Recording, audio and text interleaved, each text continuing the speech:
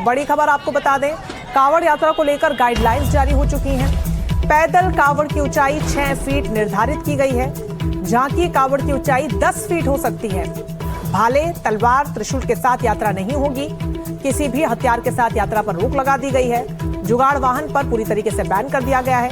वहीं बिना लाइसेंस के बाइक पर भी रोक लगा दी गई है। यानी कि आप देखिए कि कैसे न सिर्फ जो अराजक तत्व होते हैं बल्कि जो कांवड़िए भी होते हैं उन पर भी सख्ती यहां पर की गई है और इन गाइडलाइंस के जरिए उनको दिशा निर्देश जारी कर दिए गए हैं कि जुगाड़ वाहन अगर इस्तेमाल करते हैं तो वो पूरी तरीके से बैन कर दिया गया है।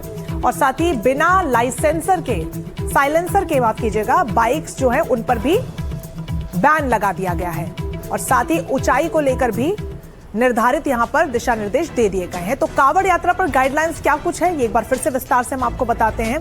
अगर आप पैदल कांवड़ यात्रा लेकर जा रहे हैं तो जो कांवड़ की ऊंचाई होगी वो 6 फीट से ज्यादा न हो। ये एक महत्वपूर्ण पॉइंट जो इसमें शामिल किया गया है। इसके अलावा झांकी कांवड़ की ऊंचाई 10 फीट तक होनी चाहिए।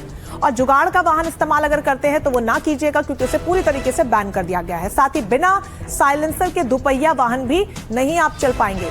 साथ ही अगर आप भाले, तलवार, त्रिशूल के साथ चल रहे हैं तो वो भी आप नहीं ले जा सकेंगे। और किसी भी तरह के हथियार पर पूरी तरीके से रोक लगाई गई है। शराब पीकर चलने पर भी सख्त कार्रवाई होगी। तो वही वैध प्रमाण पहचान पत्र रखना भी अनिवार्य होगा।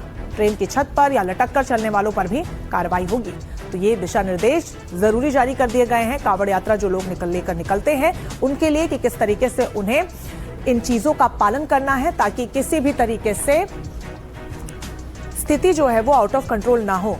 अजय दुबे हमारे साथ जुड़ गए इस पूरी खबर पर ज्यादा जानकारी के साथ। तो अजय, न सिर्फ अराजक तत्व जो अशांति फैलाते हैं उन पर सख्ती की जा रही है बल्कि जो कांवड़ लेकर यात्री निकल रहे हैं, श्रद्धालु निकलते हैं, उनको लेकर भी जरूरी दिशा निर्देश जारी कर दिए गए हैं और ये बहुत महत्वपूर्ण है।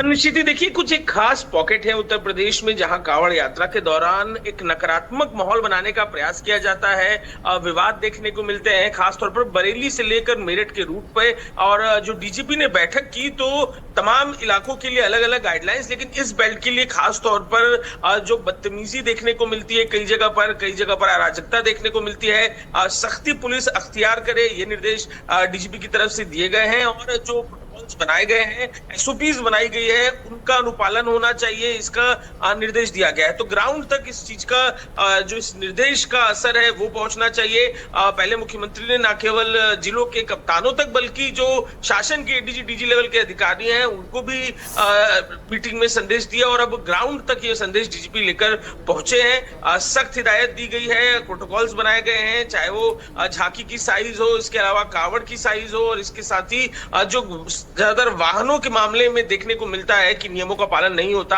उनके लिए भी सख्त हिदायत दिए गए हैं। और फील्ड में पुलिस उतरकर ये इंश्योर करेगी कि नियमों का पालन किया जाए। जी बिल्कुल, आप नजर बनाए रखिएगा। फिलहाल बहुत शुक्रिया आपका अजय तमाम जानकारी के लिए। तो इस पूरे मामले में योगी सरकार पूरी तरीके से सख्त है, अधिकारियों को जरूरी दिशा निर्देश दिए गए हैं। और इसी के साथ ही उत्तर प्रदेश के कई ऐसे इलाके हैं जहां पर नकारात्मक तत्व या फिर नकारात्मक गतिविधियां देखने को मिलती हैं, वहां पर फ्लैग मार्च किया जा रहा है और पुलिस ने चाक चौबंद बंदोबस्त भी किए हुए हैं और साथ ही महत्वपूर्ण गाइडलाइंस को भी जारी कर दिया गया है।